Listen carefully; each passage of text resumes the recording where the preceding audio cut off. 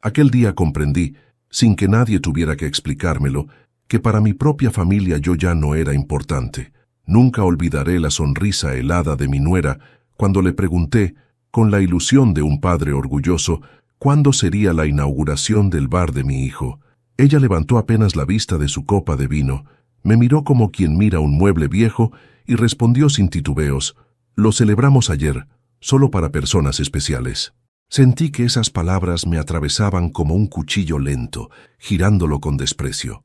Yo, que había pasado noches en vela calculando presupuestos, pidiendo préstamos, vendiendo recuerdos para que ese bar existiera, no era una persona especial. En ese instante supe que algo estaba profundamente roto. Mi hijo estaba a su lado, en silencio. No la contradijo, no bajó la cabeza por vergüenza. Simplemente fingió revisar su teléfono, como si yo no acabara de recibir la humillación más grande de mi vida. Me quedé de pie, con la pregunta aún suspendida en el aire, sintiéndome un extraño en la mesa donde hacía años pagaba la comida, la luz, el techo. Yo había soñado con ese bar como quien sueña con dejar una herencia digna. Había imaginado brindis, abrazos, una foto familiar enmarcada en la pared, pero para ellos yo ya era solo un cheque ambulante. No discutí, no lloré. Sonreí con una dignidad que aprendí a fuerza de pérdidas y me despedí con la voz entera. Aquella noche volví a mi casa caminando despacio, con el corazón encogido. Pensé en todas las veces que mi hijo, de joven, me prometía que ese negocio nos sacaría adelante. Pensé en su entusiasmo, en sus abrazos, en su fe. Y pensé también, por primera vez, que quizá yo había criado a un desconocido. Pero antes de continuar, me gustaría saber si te suscribiste al canal y si te gustó el video. Esto me ayuda a ver que me apoyas y disfrutas de mis historias. Ahora continuemos.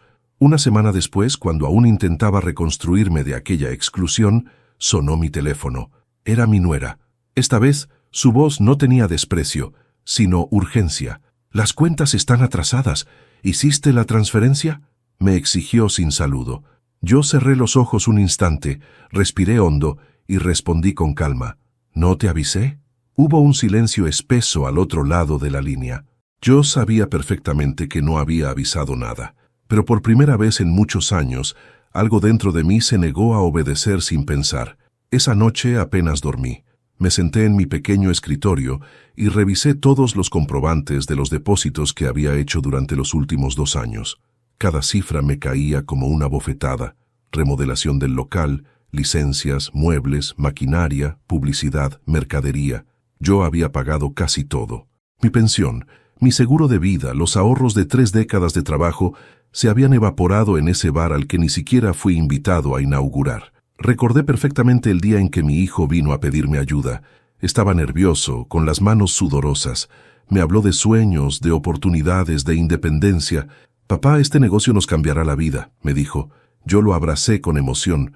Nunca pensé en contratos, nunca exigí participación legal. Confié como solo confía un padre. Desde que se casó con ella, todo cambió. Mi nuera siempre fue elegante, fría, calculadora. Al principio se mostraba atenta conmigo. Me hablaba de proyectos, me agradecía el apoyo. Con el tiempo, los agradecimientos se transformaron en exigencias. Y mi hijo, cada vez más débil, empezó a repetir sus palabras como un eco. Después de aquella llamada, decidí ir al bar sin avisar. Quería verlo con mis propios ojos. Me puse una camisa simple, tomé el autobús y llegué al local al caer la tarde. Desde la vereda vi luces encendidas, gente riendo, música alta. El bar estaba lleno, y aún así decían que las cuentas estaban atrasadas. Entré. Nadie me reconoció al principio. Me senté en una mesa del fondo y pedí una bebida. Observé cada detalle: los muebles nuevos que yo había pagado, la barra reluciente que yo había financiado, incluso los vasos grabados con el nombre del bar que yo había mandado a hacer. Todo lo que veía era mío y al mismo tiempo no me pertenecía. Mi hijo apareció detrás de la barra. Cuando me vio, su rostro se sobresaltó un segundo antes de recomponerse. Se acercó con una sonrisa forzada. «Papá, no sabía que vendrías». «Yo tampoco sabía que ya habían inaugurado», respondí en voz baja. Bajó la mirada. «Fue algo improvisado, solo para personas especiales», rematé. No respondió. Miré alrededor y sentí una mezcla amarga de orgullo y rabia. El negocio funcionaba. Y sin embargo, mi pensión seguía siendo solicitada como si todo estuviera en ruinas. Regresé a casa con un nudo en el estómago. Esa noche revisé nuevamente mis cuentas. Descubrí transferencias más grandes de lo habitual, hechas con urgencia, siempre a la misma hora. Recordé entonces algo que me había inquietado semanas atrás. Mi nuera tenía copia de mi tarjeta por si pasaba algo. Yo, ingenuo, había aceptado. A la mañana siguiente fui al banco. Pedí extractos completos. Pedí movimientos detallados. Pedí asesoría. La joven del mostrador me miró con cierta compasión cuando le dije mi edad. Me imprimió todo. Y ahí lo vi claro. No solo pagaba gastos del bar, también pagaba tarjetas de crédito que no eran mías. Cenas, viajes, ropa, hoteles. Sentí que el piso se hundía bajo mis pies. Esa tarde, mi hijo volvió a llamarme. «Papá, mamá Cora no se siente bien», me dijo. «Y además, de verdad necesitamos esa transferencia. Cora, mi esposa, había muerto hacía 7 años. No uses su nombre para exigirme dinero», respondí con frialdad. Hubo un silencio al otro lado. «Papá», dijo con un tono que intentaba sonar cariñoso, «tú sabes que siempre ha sido difícil para nosotros. También lo fue para mí cuando nadie celebró mi vejez, ni mi cansancio, ni mis sacrificios», respondí. Colgó sin despedirse. Esa noche entendí algo doloroso. Yo ya no era padre. Era un recurso, y los recursos, cuando se agotan, se descartan. Pero también comprendí otra cosa. Aún me quedaba algo que no podían quitarme tan fácilmente: mi dignidad. Y esa dignidad, aunque herida, aún tenía voz. Aquella noche apenas pude dormir. Cada número que había visto en los extractos del banco seguía bailando frente a mis ojos como una burla silenciosa. No era solo el dinero del bar, era mi vida entera resumida en cifras que otros estaban usando como si no significaran nada. Me levanté antes del amanecer, preparé café y me senté a mirar la pared en silencio, como quien espera una confesión que nunca llega.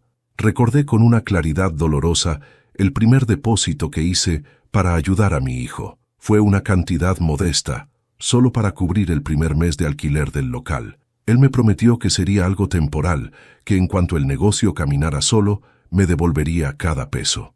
No pedí recibos. No pedí contrato. Le creí porque era mi hijo, porque de niño corría hacia mí cuando tenía miedo, porque de joven me hablaba de sus sueños con los ojos brillantes. Después vino la remodelación. «Papá, si lo hacemos bien desde el principio, no tendremos que gastar 2 veces», me dijo. Pagamos paredes nuevas, electricidad, fontanería, pintura. Luego llegaron los muebles, mesas, sillas, vitrinas. Yo firmaba cheques con una mezcla extraña de orgullo y preocupación. Me repetía que estaba invirtiendo en su futuro, en algo que algún día también sería mío, aunque nunca figurara en ningún papel. Con el tiempo, mi nuera comenzó a encargarse de las cuentas. «Es para organizar mejor», decía. Yo asentía. Me pedía transferencias cada vez con más frecuencia. Siempre había una urgencia, un proveedor que no podía esperar, una factura inesperada, un retraso que debía resolverse antes de que todo se viniera abajo. Y yo, como un tonto confiado, siempre respondía. Esa mañana tomé una decisión distinta. Fui nuevamente al banco.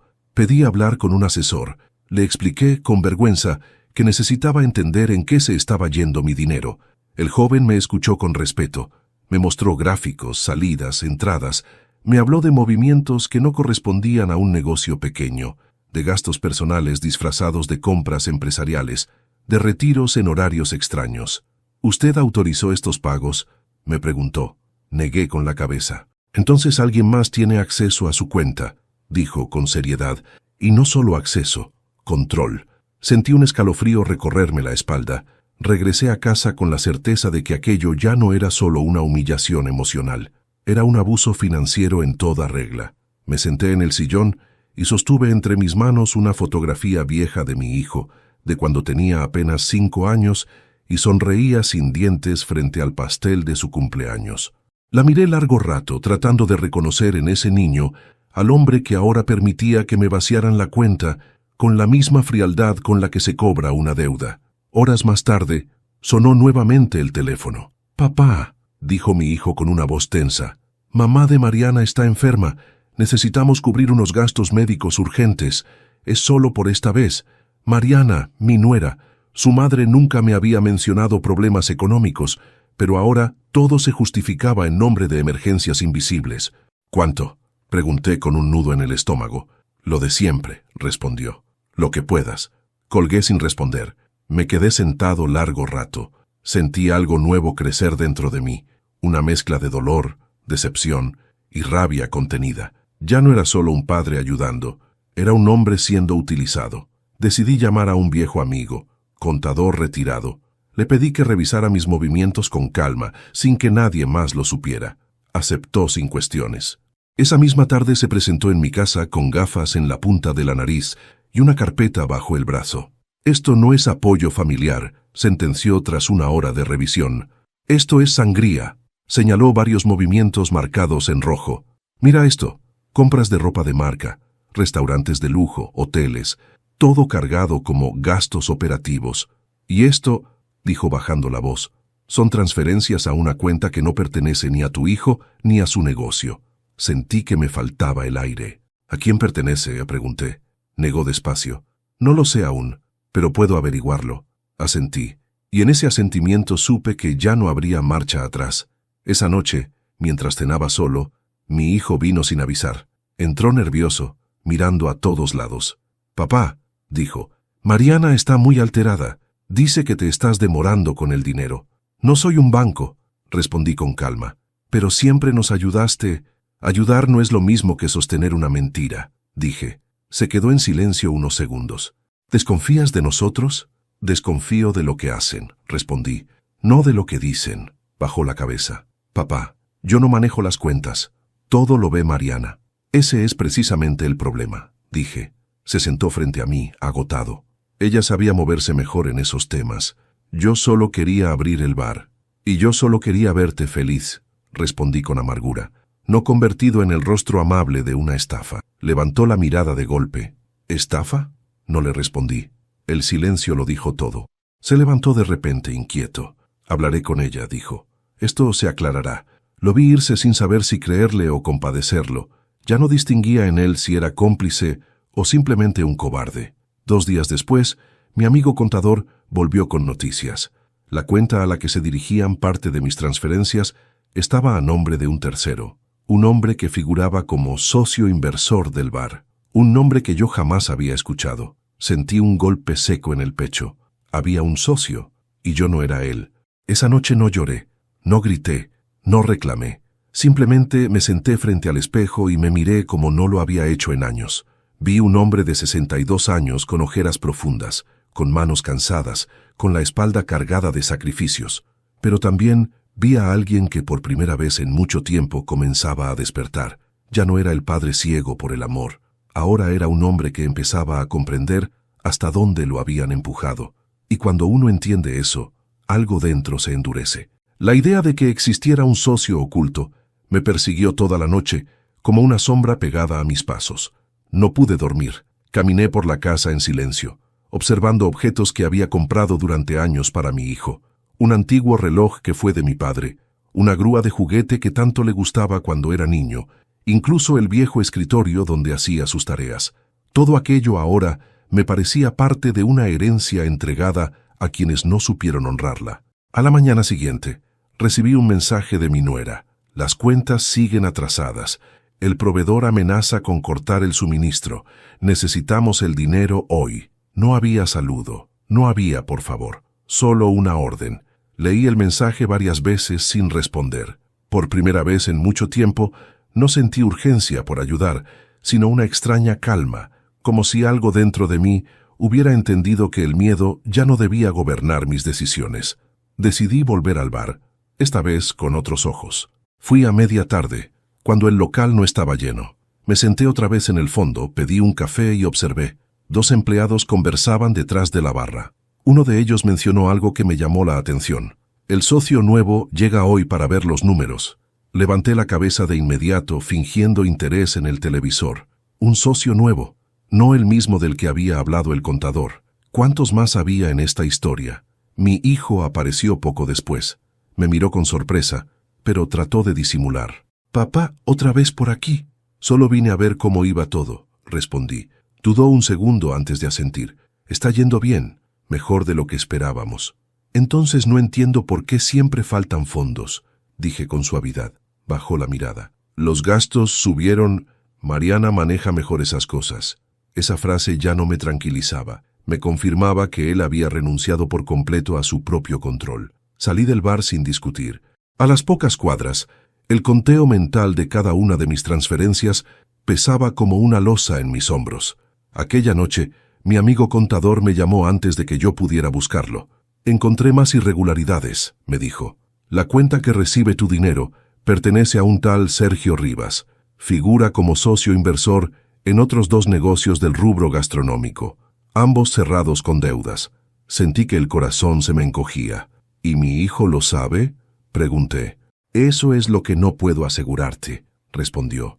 Pero si no lo sabe es porque no quiere saberlo. Colgué con las manos frías.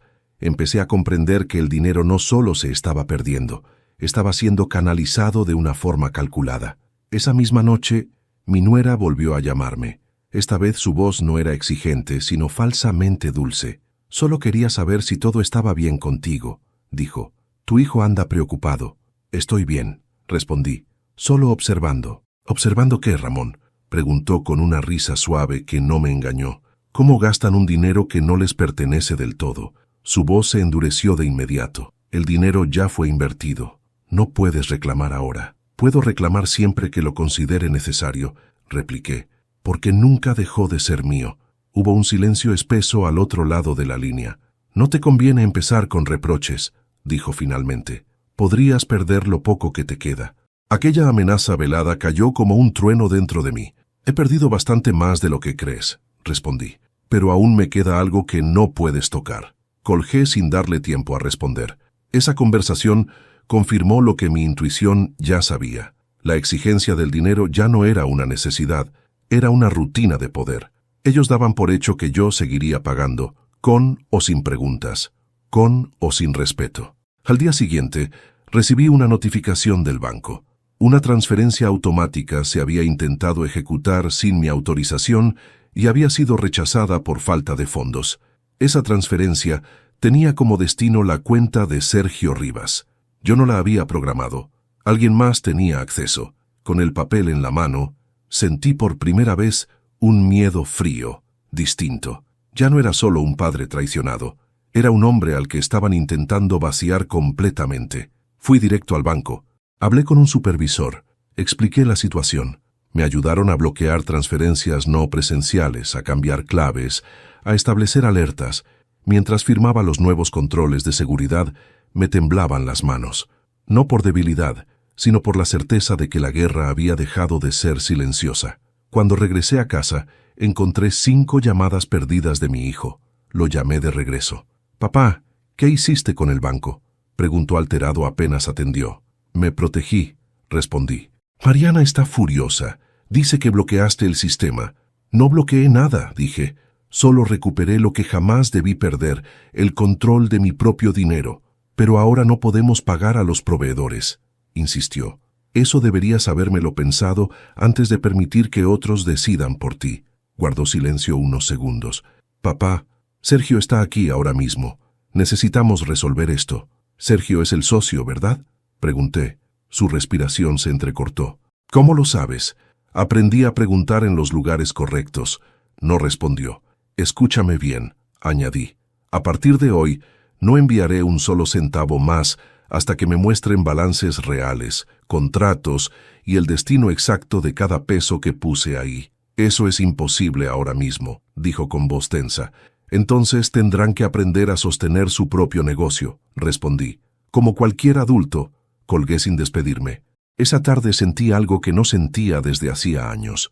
Una extraña mezcla de tristeza y alivio. Tristeza por la distancia que se abría definitivamente entre mi hijo y yo. Alivio porque, por primera vez, no estaba respondiendo desde el miedo. Al anochecer, volví a revisar mis papeles. Ordené cada recibo, cada depósito, cada fecha. Me di cuenta entonces de algo aún más doloroso. Yo no había sido un inversionista. Había sido un cajero automático con rostro de padre. Y los cajeros cuando se vacían se descartan. Pero esa noche tomé una decisión definitiva. Ya no volvería a hacerlo. Iba a descubrir hasta el último centavo. Iba a saber quién era realmente Sergio Rivas. Iba a entender por qué mi dinero nunca era suficiente cuando el bar siempre estaba lleno. Y sobre todo iba a enfrentar a mi propio hijo con una verdad que quizá no estaba preparado para escuchar, porque aquel negocio ya no era solo un bar. Era el escenario donde se exhibía la traición más amarga de mi vida. El nombre de Sergio Rivas no dejó de resonar en mi cabeza desde el día en que mi hijo lo mencionó sin querer. Hasta ese momento, aquel socio no era más que una sombra entre números y transferencias. Pero ahora tenía un nombre, una presencia real, un rostro que aún no conocía, y que, sin duda, estaba ligado a la desaparición silenciosa de mis ahorros. Decidí no confrontar de inmediato. Aprendí en demasiados años de trabajo y de familia que quien se apresura pierde. Necesitaba información, no discusiones, así que comencé por lo único que aún podía controlar sin que ellos lo supieran, mis propios movimientos. Durante varios días fingí normalidad. Contesté los mensajes de mi hijo con respuestas breves y evasivas. Ignoré las exigencias de mi nuera. Mientras tanto, salía temprano de casa y recorría los alrededores del bar, observando sin ser visto. Los horarios de mayor ingreso, la cantidad de clientes, los proveedores que entraban y salían. Todo indicaba que el negocio no solo estaba lejos de la ruina, estaba prosperando. Entonces, ¿por qué nunca alcanzaba el dinero? Una tarde vi un automóvil negro estacionarse frente al local. De él bajó un hombre de mediana edad, bien vestido, con aires de quien sabe que está acostumbrado a mandar. Entró sin saludar a nadie, directo al área de la barra, donde mi hijo lo recibió con evidente nerviosismo. No tuve dudas. Ese era Sergio. Esperé unos minutos y luego entré con calma. Me senté en una mesa lateral. Pedí un café. Observé. Sergio hablaba en voz baja, pero gesticulaba con impaciencia. Mi hijo asentía a todo como un muchacho regañado. Mi nuera apareció al poco rato. Sonrió de un modo que jamás había sonreído frente a mí. Era una sonrisa de sumisión y de complicidad. Eso me partió el alma. Mientras fingía leer el menú, escuché frases sueltas, balances, cuentas, proveedores, la transferencia del padre. Mi estómago dio un vuelco. Ya no había duda. Yo no solo financiaba el bar, financiaba algo que ni siquiera comprendía por completo. Salí del lugar sin que me vieran. Esa noche llamé al contador nuevamente. Le pedí algo más delicado, investigar a Sergio Rivas. Eso lleva tiempo, me advirtió. Y no es barato. Nada me ha salido barato últimamente, respondí con amargura. 2 días después volvió con noticias que pesaban más que cualquier cifra. Sergio no es solo un inversor, me dijo. Está vinculado a varios locales que abrieron con gran flujo de dinero y cerraron dejando deudas millonarias. En todos los casos, el patrón es el mismo. Un tercero pone el capital inicial y cuando escasea el dinero, el negocio cae, pero el socio ya se retiró con sus ganancias. Sentí un frío recorrerme la espalda. ¿Y mi hijo? Ni pregunté. ¿Qué rol cumple ahí? El contador suspiró. Por ahora figura como administrador operativo. La figura legal es tu nuera. Sergio aparece apenas como asesor financiero externo, muy conveniente. Apoyé los codos sobre la mesa y cubrí mi rostro con las manos. Todo estaba diseñado para que yo nunca figurara en ningún papel, para que, llegado el día, nadie pudiera decir que ese dinero había sido mío. Esa noche, mi nuera volvió a llamarme. Ya no era exigente, era agresiva. ¿Qué estás tratando de hacer?, me gritó apenas atendí. Abrir los ojos, respondí con calma. Vas a arruinarnos, dijo. Estás jugando con fuego. No estoy jugando, le respondí. Estoy cansado de que me prendan fuego a mí. Se hizo un silencio cargado. Sergio no es alguien con quien quieras meterte, dijo finalmente. Ahí lo entendí todo. Entonces es verdad, repuse. Ustedes no crearon solo un bar, crearon algo mucho más sucio a mi costa. Colgó de inmediato. Esa llamada confirmó que yo ya no estaba frente a una traición doméstica. Estaba frente a una estructura pensada para vaciarme poco a poco. Esa madrugada casi no dormí. Pensé en cada detalle del pasado, en cada vez que confié sin preguntar, en cada vez que creí que ayudar era amar, y también pensé con dolor en cuán fácil había sido para mi hijo mirar hacia otro lado. A la mañana siguiente tomé otra decisión. Llamé a un abogado especializado en fraudes financieros. No le di nombres completos. No aún. Solo le expliqué el patrón. Escuchó en silencio y luego dijo una frase que me estremeció. Usted no es el primero al que le hacen esto, pero sí puede ser uno de los pocos que lo detenga a tiempo. Nos citamos para el día siguiente. Esa tarde, mi hijo vino a verme. Entró sin tocar. Tenía el rostro desencajado. Papá, dijo, necesitamos hablar. Desde hace mucho, respondí. Pero nunca me escuchaste. Se sentó frente a mí. Por primera vez no parecía arrogante. Parecía asustado. Sergio dice que si no entra el dinero, todo se va abajo. ¿Y a ti te parece normal que un negocio que siempre está lleno dependa del dinero de un jubilado? Le pregunté. Bajó la cabeza. Yo no entiendo de números. Entiendes de conciencia, respondí. Y de esa también te estás quedando corto. Se pasó una mano por el rostro. Mariana me dijo que tú siempre ayudarías. Ayudar no es dejarse saquear, dije. Y tú lo permitiste. Levantó la vista, con los ojos húmedos. Yo solo quería que funcionara, papá. Quería demostrarte que podía.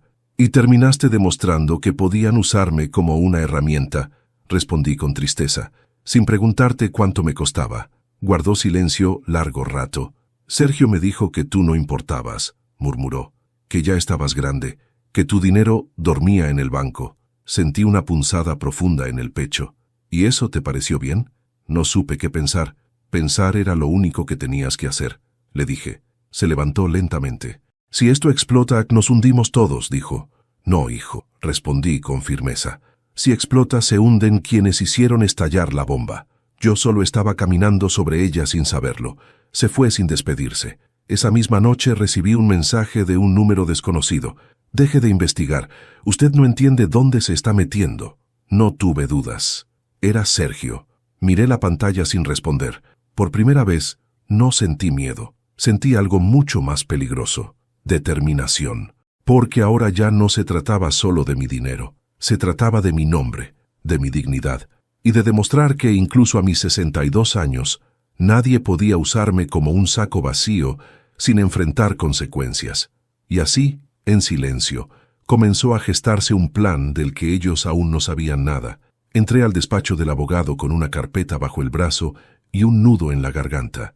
Afuera, la ciudad seguía su ritmo indiferente, como si nadie más estuviera a punto de descubrir que llevaba 2 años alimentando una mentira. Le conté todo desde el principio, la humillación en la inauguración, las exigencias constantes, los extractos bancarios, el nombre de Sergio Rivas, las amenazas veladas. El abogado escuchó sin interrumpirme, con los codos apoyados en el escritorio y las manos entrelazadas, como quien arma un rompecabezas con piezas rotas. Necesito ver los contratos, dijo finalmente. Los del alquiler, los de sociedad, cualquier papel que exista sobre ese bar. Nunca me mostraron nada, respondí con amargura. Yo confié. El abogado asintió con gravedad. Entonces empecemos por donde siempre se esconde la verdad, en el registro mercantil. Esa misma tarde solicitó copias certificadas de las actas constitutivas y de los contratos de sociedad del bar. Yo me quedé esperando en la sala, con un café que se enfriaba entre mis manos. Pensaba en mi hijo de niño, en cómo buscaba mi aprobación con cada pequeño logro. Pensaba en cómo había cambiado su mirada desde que se casó con Mariana, volviéndose cada vez más esquiva, más dependiente. Pensaba también en mí, en mi ceguera voluntaria. 2 días después el abogado me llamó. Ya tengo los documentos. Venga cuanto antes. Cuando llegué, los tenía desplegados sobre la mesa como un mapa de mi propia derrota. El abogado señaló con un bolígrafo varios nombres, fechas, firmas. Aquí figura su nuera como socia mayoritaria, dijo. Aquí figura Sergio como socio inversor, y aquí su hijo como administrador operativo. Busqué mi nombre con ansiedad, recorriendo cada línea. No estaba. Sentí un mareo súbito. ¿Y yo? Pregunté con la voz quebrada. ¿Dónde figuro yo? El abogado me miró con una expresión que no olvidaré jamás. Usted no figura en ninguna parte. La frase retumbó en mi cabeza como un disparo. Pero yo puse todo, susurré. El local, los muebles, la maquinaria. En términos legales, respondió, usted fue un aportador externo sin respaldo contractual. En términos simples, donó el dinero. Una risa amarga escapó de mi garganta. Yo no doné nada, dije. Me robaron con una sonrisa. Revisamos los contratos en detalle. Descubrimos que desde el primer día todo estaba armado para que yo jamás tuviera poder legal. Cada transferencia mía figuraba como apoyo familiar. Cada compra grande estaba a nombre de la sociedad entre Mariana y Sergio. Todo era limpio en el papel y sucio en la intención. La estafa no está en que haya aportado dinero, me explicó el abogado. Está en que hayan simulado necesidad para seguir extrayéndole fondos mientras el negocio generaba ganancias. Y sobre todo, en que ocultaron deliberadamente su exclusión. Cerré los ojos un instante. Mi pecho ardía. Entonces, ocurrió algo que todavía hoy me estremece. El abogado sacó otro documento. Esto se firmó hace 6 meses, dijo. Un acta donde su hijo cede el control financiero total a su esposa por decisión voluntaria. Reconocí inmediatamente la firma de mi hijo. Él firmó eso sin decirme nada, murmuré. Él firmó, repitió el abogado. Y eso lo hace responsable aunque haya sido manipulado. Sentí una mezcla de dolor y rabia que me quemó por dentro. Mi propio hijo había sellado con tinta la traición que yo apenas empezaba a comprender. El abogado se inclinó hacia mí. Usted tiene 2 opciones, dijo. Seguir en silencio, perder todo y quedar a merced de ellos, o reunir pruebas de fraude, abuso financiero y asociación ilícita y confrontarlos con la ley. No respondí de inmediato. Miré por la ventana del despacho, donde la gente caminaba ajena a mi derrumbe. Mi vida se partía en 2 dentro de una oficina con olor a papel viejo. No quiero destruir a mi hijo, dije al fin. Su hijo ya se dejó destruir, respondió el abogado con serenidad. Usted solo puede decidir si va a caer con él. Salí del despacho con las copias de los contratos bajo el brazo. Esa noche volví a casa caminando despacio, con pasos pesados. Tenía la verdad escrita en papel, pero aún me costaba asumirla en el corazón. Al llegar encontré varios mensajes de mi nuera. ¿Transferiste? Los proveedores están presionando. Esto se va a caer por tu culpa. No respondí ninguno. Me senté en la penumbra de la sala, con los contratos sobre la mesa. Pasé una y otra vez mis dedos por los nombres, las fechas, las cláusulas que me dejaban fuera de todo. Pensé en los abrazos falsos, en las sonrisas calculadas, en cada «papá, gracias», que hoy se revelaba como una máscara. Antes de continuar, dime aquí en los comentarios qué te está pareciendo esta historia hasta ahora y qué harías tú en su lugar. No te vayas del video porque lo que viene a continuación te pondrá la piel de gallina. A la mañana siguiente, mi hijo se presentó en mi casa sin avisar. Lo vi por la ventana antes de abrir. Tenía los hombros caídos, el rostro cansado. Cuando entró, no me miró de inmediato. «Papá», dijo, «Mariana dice que el banco rechazó varias transferencias». «Las rechacé yo», respondí con calma. Levantó la vista, sorprendido. «¿Qué?» Bloqueé mi cuenta. No habrá más dinero sin explicaciones reales. «Pero eso nos va a hundir», exclamó. «Lo que los hundirá no es que yo deje de pagar», le respondí. «Lo que los hundirá es la mentira en la que viven». Se llevó las manos a la cabeza. «Sergio está furioso. Dice que puede denunciarnos». «Que lo intente», dije. «Yo también tengo abogados». Mi hijo se quedó helado. «¿Abogados?» Entonces puse los contratos frente a él. «Míralos», le pedí. «Dime en cuál de estos papeles aparece mi nombre». Los recorrió con desesperación. Pasó páginas, buscó firmas, regresó atrás. Su rostro se fue descomponiendo línea a línea. Yo pensé que...», balbuceó. «Mariana me dijo que tú preferías no figurar». «Mariana me dijo muchas cosas», respondí. «La mayoría eran mentiras». Se dejó caer en el sillón. «Papá, esto se salió de control». «No», le dije con una firmeza que me sorprendió a mí mismo. «Esto fue control desde el primer día. Yo solo fui el combustible». Mi hijo empezó a llorar, un llanto torpe, lleno de vergüenza. «No quise que terminaras así, pero así terminé», respondí. «Y ahora necesito saber si estás conmigo o sigues del lado de quienes te enseñaron a usarme». No levantó la vista. El silencio fue su respuesta. Supe entonces que la traición no venía solo de mi nuera, también venía de la debilidad de mi propio hijo. Y esa certeza fue más amarga que cualquier robo. Después de aquella conversación, mi hijo se fue sin decir una palabra más. Su silencio pesaba más que cualquier reproche. Yo me quedé solo en la sala, mirando los contratos aún extendidos sobre la mesa, con la certeza amarga de que ya no existía marcha atrás. Sin embargo, también comprendí algo esencial. Si mostraba de inmediato todas mis cartas, ellos buscarían la forma de destruirlas. Necesitaba tiempo, necesitaba que bajaran la guardia.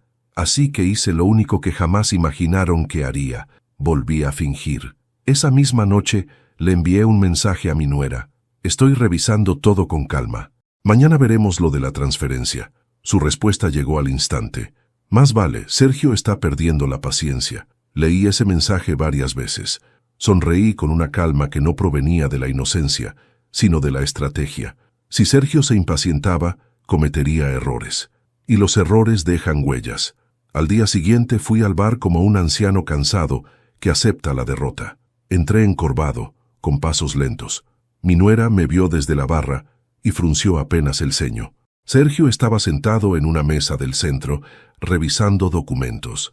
Era la primera vez que lo veía de cerca. Tenía una mirada afilada, de esas que no observan personas, sino oportunidades. Me acerqué con aparente timidez. «Disculpa, ¿tú eres Sergio?» Levantó la vista con desconfianza. «¿Quién quiere saberlo?» «Soy el padre de Diego», dije, nombrando a mi hijo, «el que ayudó un poco con el arranque del negocio». Mi nuera se puso tensa de inmediato. «Ramón, este no es momento para...» «Déjalo hablar», interrumpió Sergio mirándome con curiosidad. «¿Qué quiere, señor?» Apreté los dedos para que no notara mi temblor. «Solo quiero que todo marche bien. Mi nuera dice que hay problemas de dinero. Yo ya no puedo ayudar como antes. Estoy jubilado». Su mirada se endureció. «Este negocio necesita respaldo», respondió. «Si usted no puede, buscaremos otro. Eso sería una pena. Después de todo lo que invertí», dije con voz débil. Mi nuera me fulminó con los ojos. Sergio me observó con atención. «¿Cuánto dijo que había invertido?», preguntó. Di una cifra menor a la real, una cantidad que sonara pesada, pero no definitiva. «Ah», dijo, encogiendo apenas los hombros. «Eso es poco comparado con lo que se mueve aquí». Esa frase lo delató más que cualquier documento. Me sonrió con desprecio apenas disimulado. «De cualquier modo», añadió, «necesitamos una transferencia hoy mismo, o tendremos que tomar decisiones drásticas». Entendí perfectamente lo que quería decir. «Haré lo que pueda», respondí inclinando la cabeza. «Solo denme un poco de tiempo». Mi nuera respiró aliviada. Sergio volvió a sus papeles como quien ya recuperó el control. Yo me fui con el corazón en la garganta y la confirmación de algo que ya sospechaba. Sergio no me veía como familia. Me veía como una fuente de dinero que estaba comenzando a secarse. Esa tarde, siguiendo el consejo del abogado, realicé una transferencia mínima, solo lo suficiente para mantenerlos tranquilos, una cantidad que no resolvía nada, pero fingía obediencia. Ese mismo día, mi nuera me llamó agradecida, por primera vez en semanas. «Sabía que no nos ibas a abandonar», dijo con voz dulce. «Abandonar», como si yo fuera quien había abandonado la verdad primero. Mientras tanto, por debajo de la mesa, yo comenzaba a reunir pruebas. Guardaba capturas de mensajes, grababa llamadas, pedía al contador informes de cada movimiento nuevo. Todo quedaba registrado, cada orden, cada exigencia, cada amenaza encubierta. Una semana después mi hijo vino a verme a escondidas. Entró nervioso. «Papá, Sergio quiere que firmes un documento», me dijo. «¿Qué documento?» «Solo para justificar la transferencia, algo formal». Lo miré fijamente. «¿Me viste como socio en alguno de los contratos que firmaste tú?» Bajó la mirada. «No, entonces tampoco firmaré nada ahora», respondí. Se pasó las manos por el rostro. «Papá, no entiendes, ellos pueden destruirnos». «Ya lo hicieron», le dije. «Solo que tú todavía no quisiste verlo». Esa noche recibí un mensaje directo de Sergio. «Necesitamos hablar, no por teléfono. Mañana a las 5». No le respondí de inmediato. Consulté con el abogado. Me dijo que fuera, pero que grabara todo, que la verdad, cuando la saca un estafador de su propia boca, suele ser más contundente que 1000 documentos. Al día siguiente, a las 5 en punto, me senté frente a Sergio en una oficina alquilada cerca del bar. Mi nuera y mi hijo también estaban allí. El ambiente era tenso. Sergio fue directo. «Su dinero ya no es suficiente», dijo. «Este negocio creció y necesita un respaldo sólido». «Yo ya no tengo más respaldo que mi pensión», respondí. «Y ustedes ya la han vaciado bastante». Mi nuera se inclinó hacia mí. «Ramón, no seas dramático». Sergio la hizo callar con un gesto. La solución es sencilla, continuó. Venda su casa, invierta ese capital, y nosotros nos encargamos de que usted viva tranquilo el resto de su vida. Sentí que la sangre me subía al rostro. ¿Vender mi casa?, repetí. ¿La casa donde crié a mis hijos? Es solo un inmueble, respondió con frialdad. El dinero es mucho más útil en movimiento. Miré a mi hijo. ¿Esta también fue tu idea? No respondió. Si no acepta, dijo Sergio, tendremos que buscar otras formas de recuperar lo invertido. Aquello ya no era una sugerencia, era una amenaza. ¿Recuperar qué?, pregunté. El dinero era mío. Sergio sonrió como quien habla con un niño lento. No, señor. El dinero que usted entregó ya no le pertenece. Usted lo transfirió voluntariamente. Legalmente es nuestro. Yo sentía mi corazón golpear como un martillo. ¿Y qué pasa si me niego?, pregunté. Sergio se inclinó hacia mí. Pasan cosas que usted no quiere ver de cerca. Mi nuera bajó la mirada. Mi hijo se quedó inmóvil, como una estatua. Ahí comprendí que el juego ya no era solo económico. Era peligroso. Me levanté con lentitud. Lo pensaré, dije finalmente. Soy un hombre viejo. Necesito tiempo. Sergio asintió. 3 días. Luego no habrá negociaciones. Salí de aquella oficina con las piernas temblando, pero con algo claro como nunca. Ahora no solo me querían robar, ahora querían mi casa, mi último refugio, mi vida entera. Esa noche no pude dormir, pero tampoco sentí miedo como antes. Sentí una calma fría, la clase de calma que se siente cuando ya no queda nada que perder, excepto aquello por lo que vale la pena luchar. Y supe que el siguiente movimiento ya no sería de ellos, sería mío. Los 3 días que Sergio me dio para decidir se convirtieron en la espera más larga de mi vida. Cada hora parecía arrastrarse con un peso distinto, como si el tiempo mismo supiera que algo definitivo estaba por ocurrir. Yo caminaba por mi casa tocando las paredes, los muebles, los marcos de las puertas, como quien memoriza cada rincón antes de un exilio. Aquella casa no era solo un inmueble, como él la llamó. Era mi historia, las risas de mis hijos, los silencios de mi esposa, los domingos de familia, los inviernos compartidos. Pensar en venderla me revolvía el estómago. Durante esos días, fingí sumisión. Envié un par de mensajes ambiguos a mi nuera, dejando entrever que estaba considerando la propuesta. Ella respondió con un entusiasmo mal disimulado. Mi hijo, en cambio, no volvió a llamarme. Su silencio decía más que cualquier palabra. Ya me daban por vencido. El tercer día, decidí ir al bar una vez más, no para observar, sino para despedirme de algo que, en el fondo, ya sentía perdido. Entré por la puerta principal y ninguno de los empleados me saludó. Algunos ni siquiera me reconocían ya como parte de su historia. Yo era solo un cliente más, un viejo sentado al fondo con rostro cansado. Pedí un café.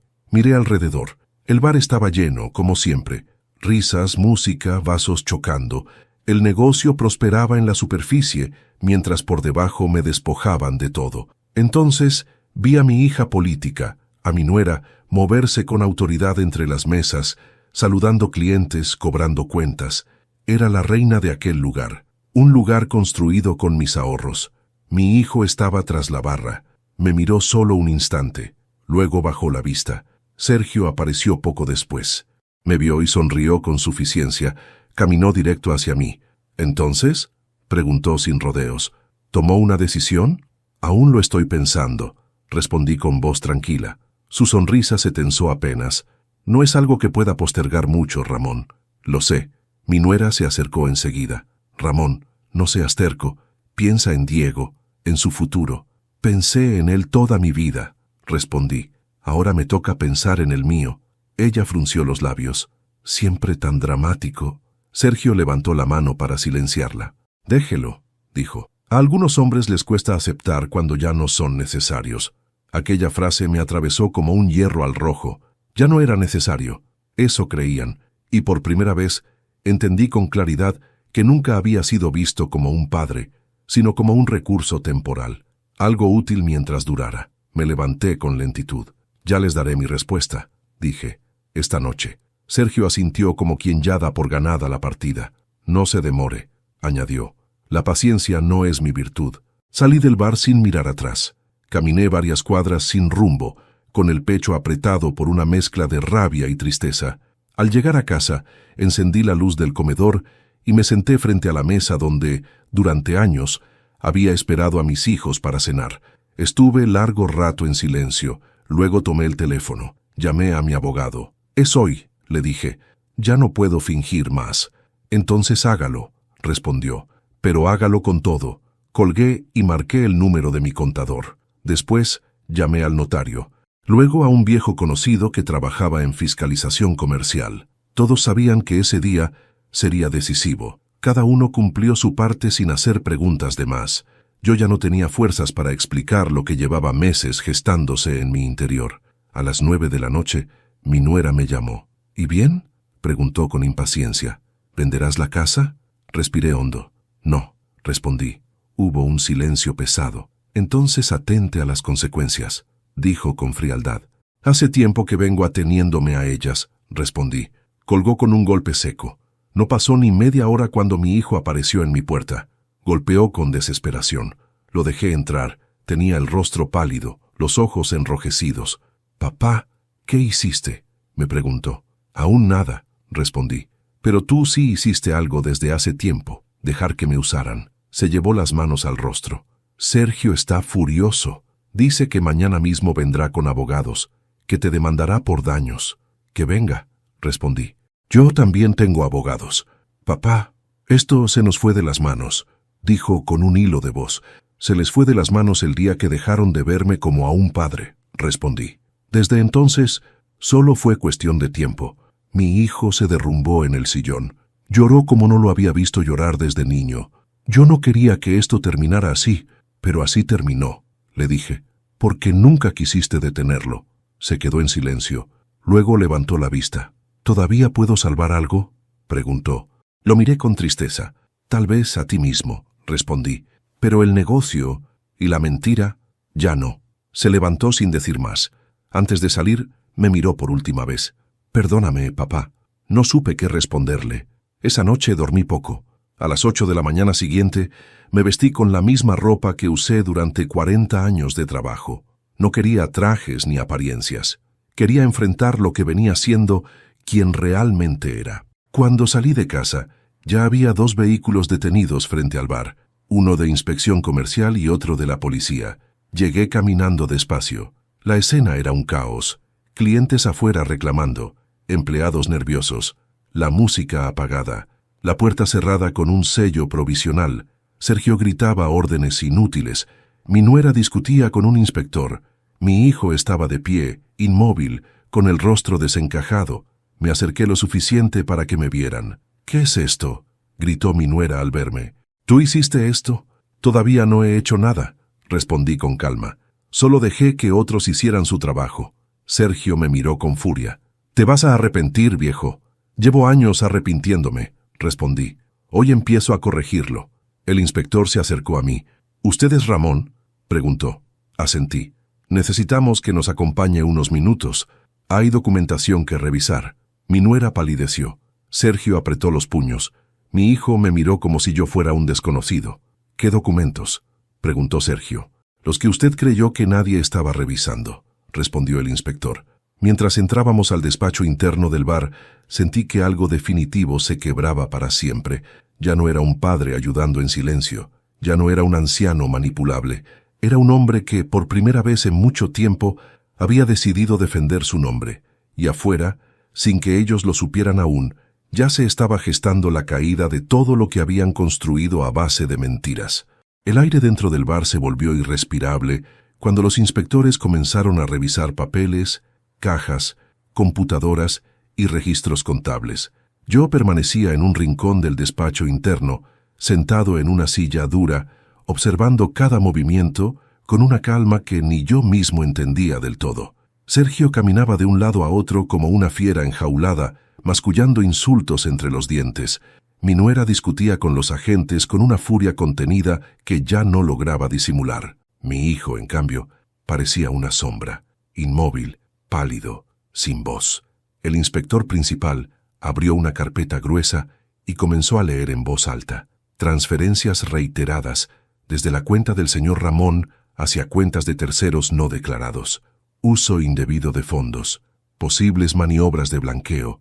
evasión parcial de impuestos. Cada palabra caía como un golpe seco sobre la mesa. Yo miré de reojo a mi hijo. Tenía los ojos clavados en el suelo. «Esto es un montaje», explotó Sergio. «Ese viejo está resentido porque no lo dejamos meterse en el negocio». El inspector lo miró con frialdad. «Señor, su resentimiento no explica por qué su nombre aparece vinculado a 3 sociedades fallidas con el mismo patrón contable».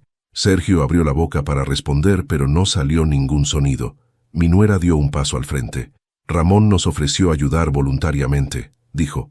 «Nunca fue estafa. Él sabía lo que hacía». Yo me levanté despacio. «Sabía que ayudaba a mi hijo», respondí. «No que financiaba una red de engaños». Su mirada me atravesó como una daga. «Tú siempre fuiste un estorbo», escupió. «Diego necesitaba volar, y tú querías seguir atándolo con tu dinero». Mi hijo levantó la cabeza de repente. «No digas eso», gritó. «Mi papá siempre nos ayudó». Ella lo miró con desprecio. «Porque era fácil usarlo». Ese comentario cayó como una bomba. Mi hijo retrocedió un paso, como si acabara de recibir el golpe más brutal de su vida. Yo sentí algo quebrarse definitivamente en mi interior. El inspector cerró la carpeta. «Por orden judicial provisional», anunció. «Este local queda clausurado hasta que termine la investigación». Un murmullo de pánico recorrió el bar. Los empleados salieron al pasillo. Afuera los clientes observaban con curiosidad y rumores. «Esto es un abuso», gritó Sergio. «Exijo hablar con mi abogado». «Está en su derecho», respondió el inspector, «pero el local queda cerrado». 2 agentes colocaron el sello en la puerta principal. Cuando el último adhesivo quedó fijo sobre el vidrio, sentí una extraña paz recorrerme el cuerpo. No era felicidad, era la sensación de que, por primera vez en años, la verdad tenía un lugar donde pararse. Mi nuera se giró hacia mí, con los ojos inyectados de rabia. «¿Tú hiciste esto?» «No», respondí con voz firme. «Yo solo dejé de taparlo». Sergio se acercó a mí con pasos pesados. «Esto no se va a quedar así, viejo», me susurró con amenaza. «Vas a pagar caro esta traición». Lo miré a los ojos sin bajar la mirada. «Lo que se paga caro es traicionar a la sangre que te dio la mano». Escupió al suelo y se dio vuelta furioso. Mi nuera lo siguió, sin mirar a mi hijo ni una sola vez. Cuando por fin quedamos solos, mi hijo se desplomó en una silla. Se cubrió el rostro con las manos. «Lo perdí todo, papá», sollozó. Me acerqué despacio. «Tú no lo perdiste hoy», le dije. «Lo empezaste a perder el día que dejaste de preguntarte qué precio estábamos pagando». Levantó la mirada con los ojos rojos. «Yo creí que todo se resolvería solo. Así comienza siempre la ruina», respondí, «cuando uno cree que otro cargará con las consecuencias». Permanecimos en silencio mientras los inspectores terminaban el procedimiento. Finalmente, me pidieron que los acompañara a declarar formalmente. En la comisaría entregué copias de extractos, mensajes, audios, contratos. Todo aquello que había reunido durante semanas apareció por primera vez ordenado sobre una mesa metálica. Cada prueba era una herida abierta que ahora tenía nombre. «Usted fue una de las principales víctimas de la maniobra», dijo el oficial. «Sin su dinero esta estructura no habría funcionado». Asentí en silencio. «¿Desea continuar con la denuncia hasta el final?», preguntó. «Hasta donde sea necesario», respondí. «Aunque eso signifique enfrentar a mi propio hijo». El oficial me miró con respeto. «No es común ver ese valor. Yo lo llamaba cansancio de ser usado». Horas después, regresé a casa. Estaba exhausto. El teléfono no dejaba de sonar. Vecinos, conocidos, familiares que se iban enterando del escándalo. No atendí ninguno. Me senté en la oscuridad de la sala y cerré los ojos largo rato. Pasada la medianoche escuché golpes en la puerta. Era mi hijo. Tenía el rostro deshecho. «Papá», dijo al entrar. «Sergio huyó. No lo encuentran. Mariana está siendo interrogada». No sentí sorpresa, solo una amarga confirmación.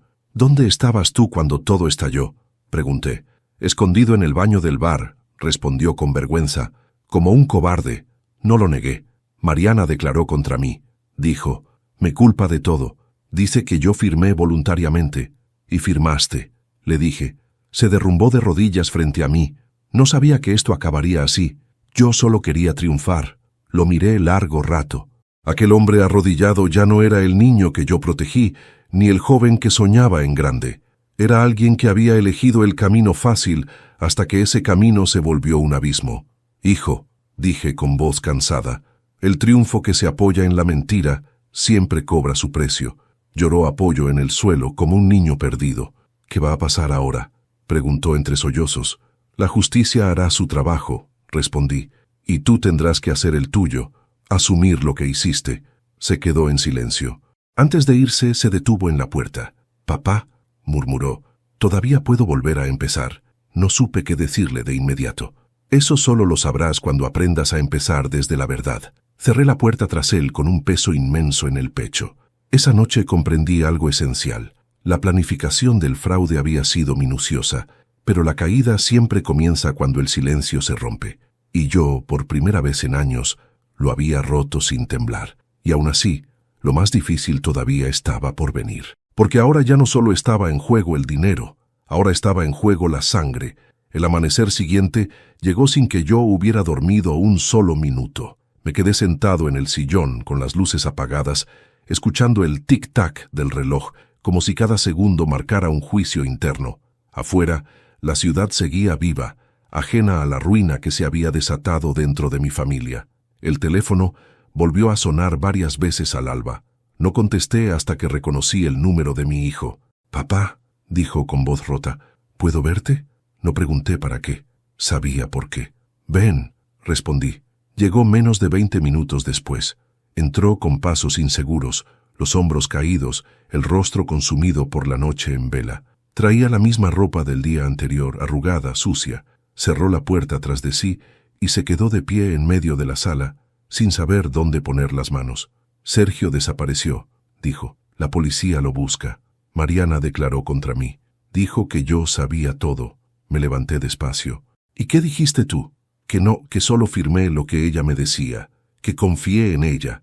Su voz se quebró, pero no me creyeron. El silencio se instaló como un muro entre nosotros. Mi hijo dio un paso hacia mí. «Papá, me van a procesar», asentí. Las firmas pesan más que las excusas. Sus ojos se llenaron de lágrimas. «Yo no quise estafarte.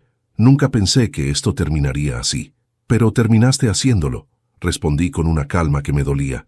«Cada mes que aceptaste ese dinero sin preguntar, cada vez que bajaste la cabeza, cada contrato que firmaste sin mirar, todo eso también es una elección». Se llevó una mano al pecho, como si le faltara el aire. «Estoy perdido, papá», susurró. Todo se vino abajo. Avanzó otro paso. Sus rodillas comenzaron a temblar. Yo lo vi como en cámara lenta hasta que, finalmente, se dejó caer de rodillas frente a mí. El sonido seco de su cuerpo contra el piso resonó en la sala como un golpe final. «Te lo ruego», dijo entre sollozos. «Ayúdame. No me abandones ahora». Miré a mi hijo arrodillado. Aquel gesto, que en otro tiempo me habría partido el alma en dos, ahora me llenaba de una tristeza distinta, más honda, más resignada. No era el llanto de un niño buscando consuelo. Era el llanto de un hombre enfrentando por fin las consecuencias. «Yo no te estoy abandonando», le dije. «Te estoy dejando enfrentar lo que hiciste. Pero sin tu ayuda me hundiré», gimió. «Me pueden quitar todo. Me pueden meter preso». «Yo también lo perdí todo», respondí. «Mi dinero, mi confianza, la imagen que tenía de mi hijo. Y nadie vino a rescatarme». Me aferró las piernas con desesperación. «Papá, por favor, habla con los abogados. Retira la denuncia. Di que todo fue un malentendido». Sentí un nudo ardiente en la garganta. Por un instante, vi al niño de 5 años que me pedía que no apagara la luz al dormir. Por un segundo, vi al adolescente que me abrazaba llorando cuando reprobaba un examen. Y junto a esas imágenes, vi también al hombre que me negó una inauguración, que permitió que me vaciaran las cuentas y que guardó silencio cuando quisieron quedarse con mi casa. «Si retiro la denuncia», dije lentamente, «todo vuelve a quedar en la sombra. Sergio seguirá libre. Mariana dirá que fue tu idea, y tú aprenderás que siempre habrá un padre dispuesto a limpiar tus ruinas». Levantó el rostro hacia mí, suplicante. «Prometo cambiar. Te juro que cambiaré». «Cambiar no es prometer», respondí. «Cambiar es asumir». Se quedó en silencio, temblando. «¿Todavía me amas?», preguntó con voz infantil. Esa pregunta fue un puñal lento. «Nunca dejé de amarte», dije. «Pero amar no significa salvarte de la ley». Sus manos se aflojaron. Cayó hacia atrás, sentado en el suelo derrotado. «Entonces estoy solo». «No», le respondí. «Estás acompañado por la verdad. Por primera vez en tu vida, estás con ella sin atajos». El timbre sonó en ese momento. Ambos nos sobresaltamos. Yo fui hasta la puerta. 2 oficiales de la policía estaban de pie. «Buenos días, señor Ramón», dijo uno de ellos. «Venimos a notificar formalmente a su hijo que debe presentarse como imputado en la causa». Mi hijo se puso de pie con torpeza. Sus piernas parecían no sostenerlo. «Papá», murmuró. «Ve», le dije. «Haces más daño huyendo que enfrentando». Los oficiales le permitieron cambiarse de ropa. Antes de salir, mi hijo se detuvo en el umbral. Se dio vuelta y me miró como un niño asustado que no reconoce ya su casa. «Yo, oiga, ya no sé quién soy», dijo. «Eso se descubre cuando uno deja de mentirse», respondí. Se fue escoltado. El sonido de la puerta al cerrarse me dejó un vacío en el pecho que ningún dinero podría llenar. Más tarde supe que había sido formalmente procesado por administración fraudulenta y asociación ilícita, que Mariana también enfrentaba cargos, que Sergio seguía prófugo. La noticia corrió rápido. Los medios hablaron del bar clausurado por estafa. Algunos vecinos me miraban con lástima, otros con una extraña admiración. Yo solo sentía cansancio. Esa tarde recibí una llamada del abogado. «Su hijo pidió declarar nuevamente», me dijo. «Quiere aportar información sobre Sergio». «¿Para salvarse?», pregunté. «Para intentar aliviar su situación», respondió. «Pero también para descargar parte de la culpa». Cerré los ojos. «Que diga todo», murmuré. «Ya no hay espacio para medias verdades». Colgué y salí al pequeño patio de mi casa. Me senté bajo el viejo limonero que yo mismo había plantado cuando mis hijos aún eran pequeños. Las ramas estaban cargadas de frutos amarillos, pero yo no sentía dulzura alguna al mirarlos. Solo pensaba en cuán fácil es sembrar un árbol y cuán difícil es arreglar lo que crece torcido. Aquella noche entendí que había una herida que no sanaría con sentencias ni con dinero, la de ver a un hijo caer por sus propias decisiones. Ya no podía sostenerlo con mis manos sin hundirme con él. Y aún así, en medio del dolor supe que había hecho lo correcto, porque la justicia, aunque cruel, es la única forma que tiene el amor de dejar de ser ciego, y porque si yo seguía salvándolo, él jamás aprendería a nadar solo en las aguas que eligió. Los días que siguieron a la detención formal de mi hijo fueron extraños, como si el mundo se hubiera vuelto más lento y al mismo tiempo más pesado. La casa quedó en un silencio que no era paz, sino ausencia. Cada rincón parecía contener una pregunta sin respuesta. Ya no sonaba su voz. No se abría su puerta de golpe. No había discusiones ni exigencias. Solo quedaba el eco de todo lo que no dije, cuando aún era tiempo. Mi abogado me mantenía informado de cada avance. Sergio seguía prófugo. Mariana había sido procesada con prisión preventiva por estafa, coacción y administración fraudulenta. Mi hijo, en libertad condicional, enfrentaba cargos graves. Cuando escuché esa palabra, cargos, sentí un golpe seco en el pecho. No era una cifra, no era un contrato. Era la vida de mi propio hijo en manos de un juez. Una semana después del caos, me llamaron a declarar nuevamente. Esta vez no como víctima principal, sino como testigo clave contra la estructura. Fui con paso lento pero firme. En la sala había rostros desconocidos, abogados, funcionarios, secretarios. Cuando vi a mi hijo sentado en el banquillo, con el rostro abatido, sentí que algo dentro de mí se partía otra vez. Pero no retrocedí. Declaré todo, desde el primer depósito hasta la última amenaza. Mostré pruebas. Repetí palabras que jamás pensé pronunciar en voz alta. Cuando terminé, el juez me observó unos segundos. «Usted pudo callar», dijo. Eligió hablar. No respondí, solo asentí. Al salir, mi hijo me esperaba en el pasillo, escoltado. Cuando nuestros ojos se cruzaron, vi en los suyos algo que nunca había visto antes. No miedo, no rabia, sino comprensión tardía. Me miró como un hombre mira a otro, no como un hijo a su padre. «Ahora entiendo», murmuró. No supe qué responderle. A veces, entender llega cuando ya no queda nada que salvar. Con el paso de los meses, las consecuencias comenzaron a caer como fichas de dominó. El bar fue embargado y vendido para cubrir parte de las deudas. Las cuentas bancarias quedaron bloqueadas.